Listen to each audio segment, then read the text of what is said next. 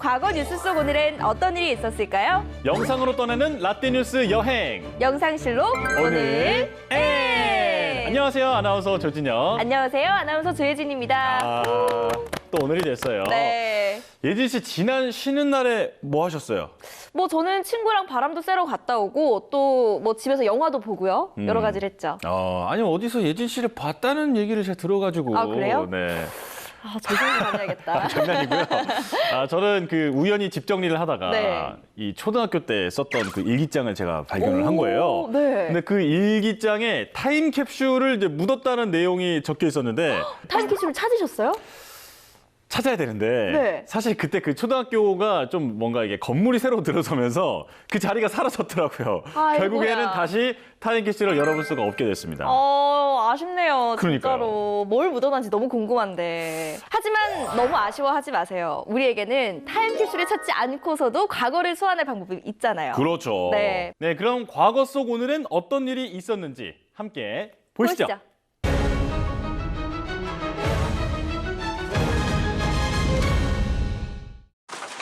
2011년 3월 11일 오후 2시 45분, 일본 도쿄에서 북동쪽으로 370km 떨어진 도호쿠 지방의 태평양 앞바다에서 규모 9.0의 대지진이 발생했습니다.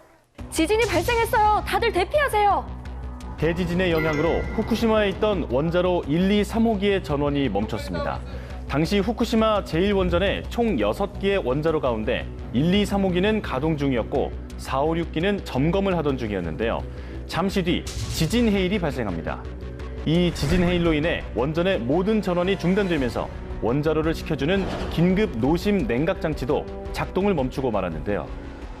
지진에 쓰나미까지. 아니, 어떻게 저 타이밍에 원전 사고까지 나나요? 한꺼번에 정말 큰일이 벌어진 거 아니에요? 그렇죠.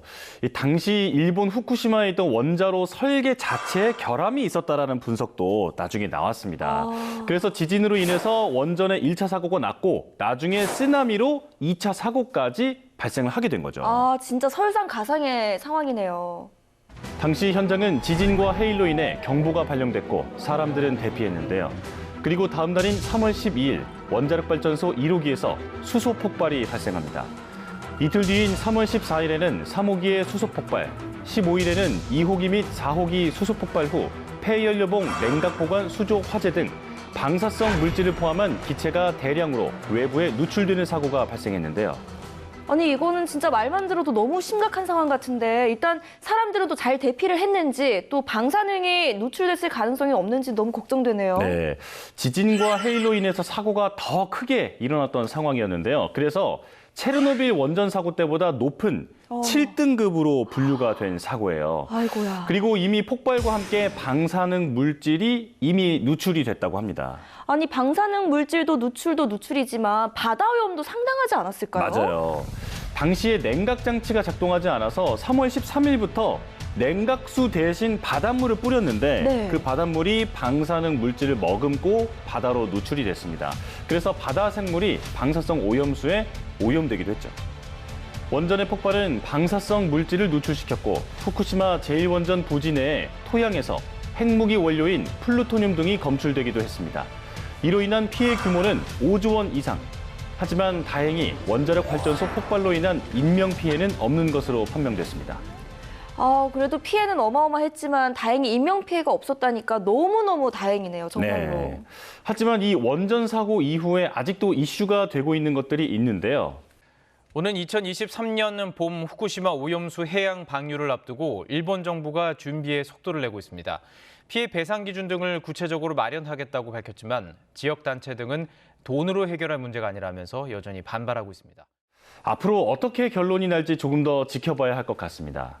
자, 그럼 이번엔 1963년으로 가보겠습니다. 1963년 3월 11일 정부는 혁명 정부를 무력으로 정복, 정부 요인들을 암살해 장기 집권하려는 쿠데타 음모 사건, 이른바 군 일부 반혁명 음모 사건을 발표했습니다. 반혁명 음모 사건은 1961년 5.16 군사정변으로 권력을 장악한 군부 세력이 김종필을 중심으로 시작해 육군사관학교 8기생 중심으로 바뀌었는데요. 이후 박정희를 필두로 각종 정부의 반혁명 사건이 일어납니다. 그들은 반대파를 제거하기 시작했는데요. 근데 의견이 맞지 않는 반대파를 제거하면서 본인의 세력을 확장시키기 위한 하나의 방법이었다고 또 볼 수 있겠네요. 그렇죠. 세력을 확장시키기 위해서는 이 방법밖에는 없다라고 판단을 한 거죠.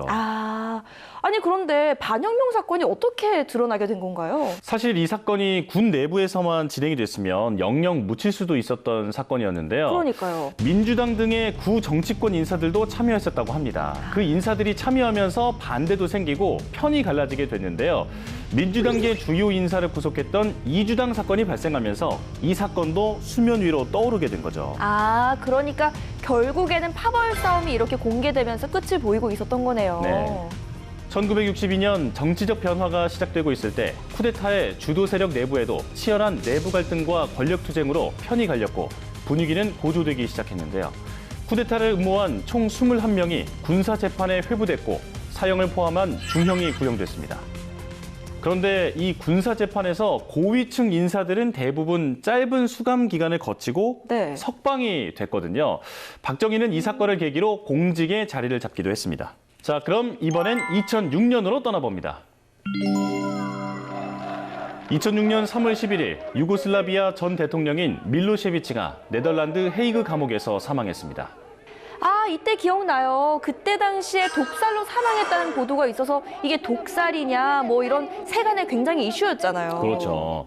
특히나 밀로셰비치는 공산주의, 발칸의 도살자라고 불리기도 했는데요. 네. 그래서 아마 독살당했을 확률이 크다는 여론이 좀 있었죠. 맞아요. 아니 근데 밀로셰비치는 어떤 일들을 했던 건가요? 1989년 밀로셰비치가 대세르비아주의를 제창하며 대통령으로 선출됐습니다. 그는 여러 민족이 혼재한 유고슬라비아 연방에서 세르비아 민족주의를 외치며 내전을 주도했는데요. 이런 왜곡된 민주주의 정책의 결과로 1991년부터 1998년까지 내전이 벌어졌고 인종 청소를 벌여 31만여 명이 사망합니다. 이후 알바니아계 코소보 주민 85만 명이 고향에서 쫓겨나며 난민 신세를 겪기도 했습니다. 참 수많은 사람들이 죽고 또 다치는 건 너무 안타깝네요. 근데 밀로셰비치가 언제 어떻게 스위스 감옥에 수감이 된 거예요? 네, 이게 1995년 5월에 구 유고슬라비아 국제형사재판소에 의해서 전쟁 범죄와 학살죄 그리고 반인도적 범죄 혐의로 기소가 됐습니다. 그리고 2001년에는 결국 체포가 됐죠. 그 후 밀로셰비치는 2001년 7월 네덜란드 감옥으로 이송됐고 재판을 받던 중 2006년 3월 사망했습니다. 유족과 변호인은 밀로셰비치가 사망 전 독살하려는 음모가 있었다고 이야기했다며 모스크바에 사체 부검을 요청합니다. 유족의 요청에 의해 부검을 한 결과 사인은 심장마비로 밝혀졌습니다. 그리고 이 밖에도 3월 11일에 다른 과거 뉴스를 살펴보면요. 1963년 경제기획원에서 한미 경제회담이 있었고요.